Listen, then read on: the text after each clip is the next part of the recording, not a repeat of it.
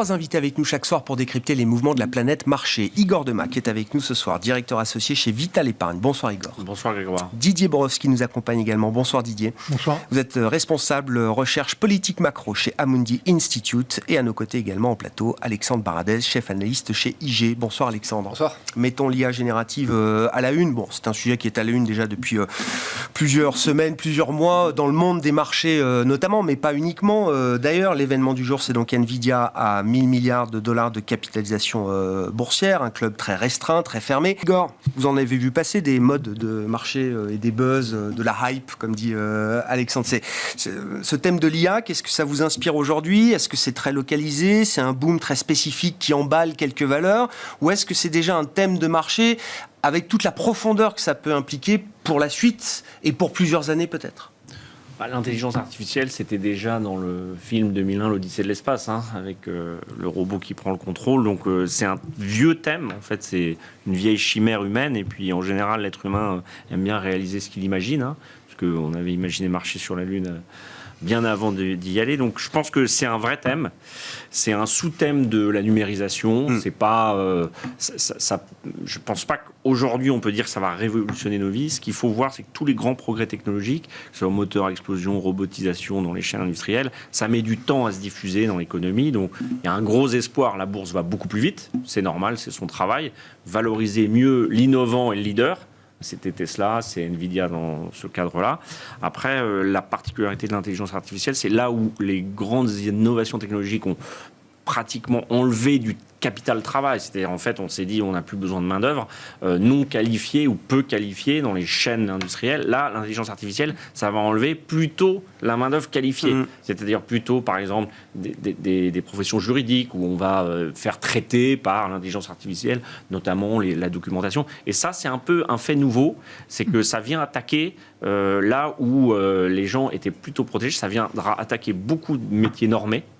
Et ça va changer et ça va aller plus vite que changer une chaîne de production. Parce que on voit bien la destruction créatrice schumpeterienne, elle prend du temps. C'est quand on change des processus industriels, ça met 10-15 ans. On le voit dans l'expérience en fait des grandes innovations, mais c'est l'âge de fer, etc. Ça prend beaucoup de temps. Là, ça va s'accélérer parce que la vitesse est bien plus importante. Donc moi, entre guillemets, ça ne me choque pas. Surtout que les semi-conducteurs, c'est un secteur qui de trimestre en trimestre peut bouger. La moindre indication sur les commandes peut faire varier un cours de Puis surtout un positionnement très différent entre acteurs. Ce que disait Alexandre, effectivement, il y a un gap de plusieurs centaines de milliards de market cap entre Nvidia et les autres, mais parce que le marché considère que Nvidia est le seul acteur sur ces processeurs destinés à augmenter, booster les puissances de calcul. C'est le seul acteur crédible aujourd'hui sur ce segment. Il y a le leader comme il l'était sur les cartes graphiques, etc. Il y a le leader qui innove et puis le premier smartphone c'est Apple et puis après tout le monde a fait des smartphones. Donc il faut toujours un leader, un premier de cordée, disait notre président, mais c'est le cas. C'est toujours aux États-Unis. Alors, on a quelques sociétés de semi-conducteurs en Europe. On a encore quelques exploits d'avoir une valeur techno qui fait plusieurs centaines de milliards de capi. Mais bon, on est quand même loin derrière tout cet écosystème. Il faut reconnaître que l'Europe, aujourd'hui, est un peu à la traîne là-dessus. Ce qui est intéressant, c'est que le marché est peut-être excessif, mais il se concentre quand même sur la partie la plus visible ou prévisible de l'IA générative, c'est-à-dire la partie des composants. Est-ce qu'on voit le marché déjà sanctionner des entreprises ou des secteurs dont on imagine qu'ils seront perdants de l'IA générative ou à l'inverse, gagnants? Est-ce qu'on a des sanctions positives ou négatives au-delà pour l'instant des fournisseurs de composants? Spécialiste de ce thème-là, mais je pense que c'est un peu tôt. Tout le monde essaye de chercher, savoir qui va être gagnant. On sait que c'est une technologie qui fait peur. Elle a été interdite dans certains pays parce que les étudiants l'utilisaient pour leurs devoirs, etc. Donc ça pose des vraies questions puisque ça remplace une grosse partie de la réflexion humaine. Pas forcément les 20% les plus qualitatifs, les plus ingénieux, mais il va bien falloir se rendre compte que pour générer des documents ou des process, on n'a peut-être pas besoin d'une batterie d'employés ou de cadres. Donc ça va forcément avoir des conséquences, ça a déjà des conséquences. Vous voyez, les chatbots, il y a plein de choses qu'on fait maintenant. Vous collez un chatbot sur une intelligence artificielle, ça décuple la possibilité du chatbot qui avant disait vous êtes content du service ou pas. Donc moi je le vois plus comme un décupleur de ce qui se passe dans le monde de la virtualisation. Une augmentation, quoi. Une augmentation, voilà. Une technologie à part entière, je ne sais pas, c'est un algorithme qui va chercher des données puis qui les compile. Donc une technologie, c'est pas le moteur à explosion, c'est pas le moteur électrique non plus. Mais ça demande beaucoup de processeurs, beaucoup de matière énergétique aussi. Donc c'est bien que ça soit enfin une chaîne industrielle qui soit valorisée comme une valeur tech. Certains tech enthousiastes, comme on les appelle, m'ont décrit l'IA générative, le GPT, comme étant une révolution de la dimension de la découverte de l'atome, par exemple. Non, mais pour dire qu'il y en a qui voient quelque chose d'assez massif en termes d'avant-après. On leur mettra les implants neuronaux d'Elon Musk et puis on verra si ça leur fait plaisir. Les cimetières sont remplis de thèmes qui ont été hype pendant un moment et puis qui, sur le plan boursier, se sont pas transformés en réalité significative. Blockchain, métavers, etc. C'est pas encore quelque chose... La blockchain, ça existe encore. Ça répond à certains... Oui, mais ça n'a pas transformé le statut boursier des entreprises qui utilisent la blockchain. Carrefour utilise la blockchain. Je me souviens très bien en pleine séance il y a quelques années. Carrefour publie un communiqué pour dire nous aussi on utilise la blockchain dans la chaîne logistique. Bon, très bien. Dont acte, ça n'a pas changé la vie de Carrefour. Ce que j'ai dit en introduction, c'est que c'est un pan de la virtualisation et de la numérisation, de la digitalisation. Pour moi, pour l'instant, c'est à l'intérieur de cette entre guillemets déshumanisation des systèmes économiques. La plus grande rapidité d'action, de prise de décision et de traitement, et puis la volumétrie des informations. Ça, c'est quelque chose qui est engagé depuis longtemps et qui ne va pas s'arrêter. Ça, c'est sûr. Et encore une fois, regardons un petit peu les films d'anticipation qui ont 20, 30, 40 ans. Tout ça a déjà été conceptualisé. Maintenant, c'est au niveau industriel. Voilà. Donc, là où je pense qu'il y a une vraie innovation dans le téléphone, c'est que, entre guillemets, sur un petit écran, on peut tout faire. Maintenant, on peut téléphoner, on peut payer, on peut regarder Internet. Donc tout ça, ça participe au fait que on se robotise petit à petit. Et ça, c'est un mouvement.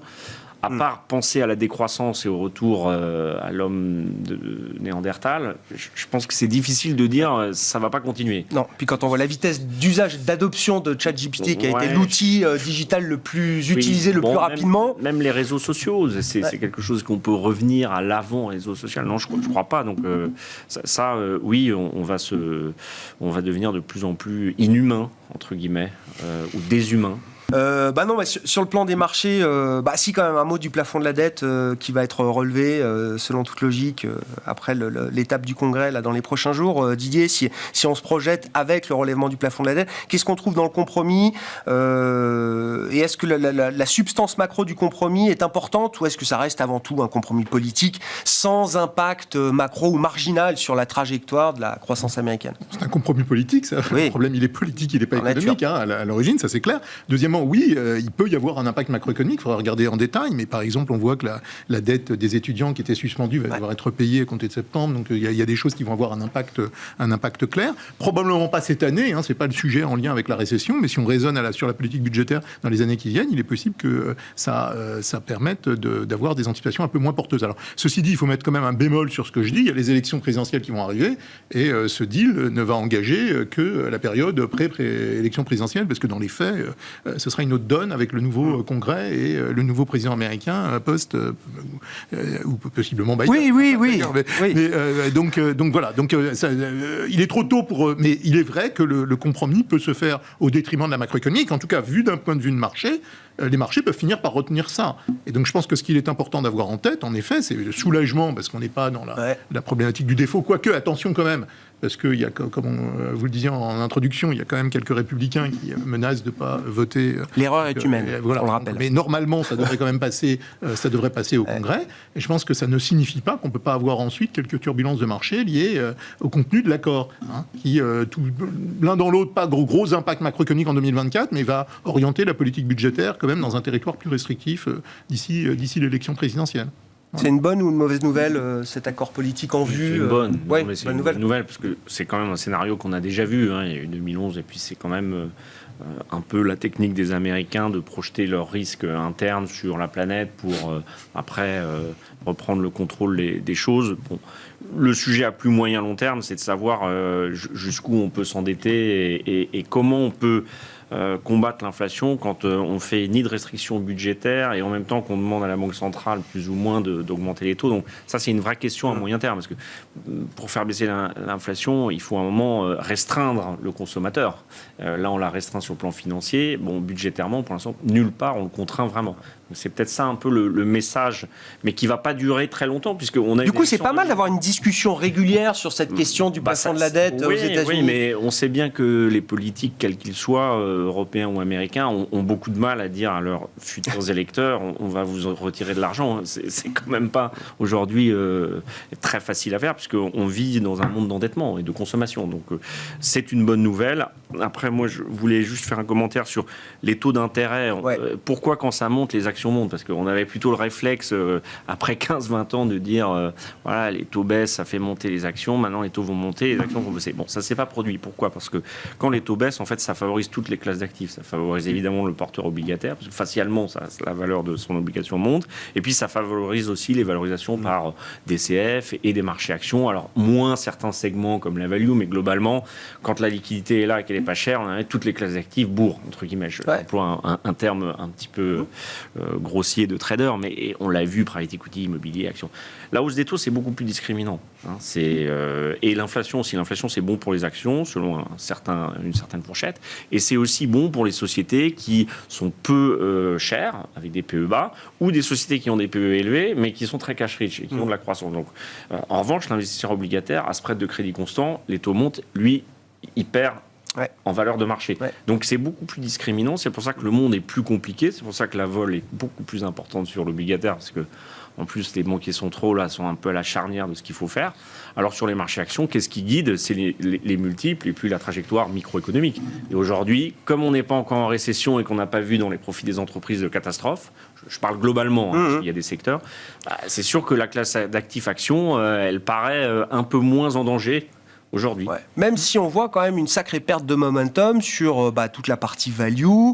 Justement, quand on va chercher les multiples les plus faibles, on voit bien que ce sont quand même des secteurs qui sont toujours un peu à la peine. Alors l'énergie, les financières, l'automobile, les small cap aussi. Il y a des momentum tactiques, il y a des moments où il fallait avoir du pétrole. Bon, au début d'année, il fallait sûrement s'alléger un peu parce que on l'a vu.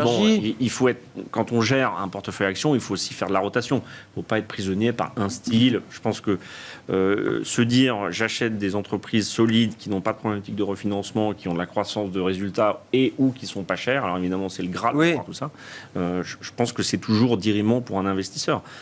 On est avant l'été, les indices, notamment le CAC, avaient bien performé, le luxe était très très en avance, c'est pas anormal qu'on se serve du plafond de la dette pour donner un petit peu dans le marché.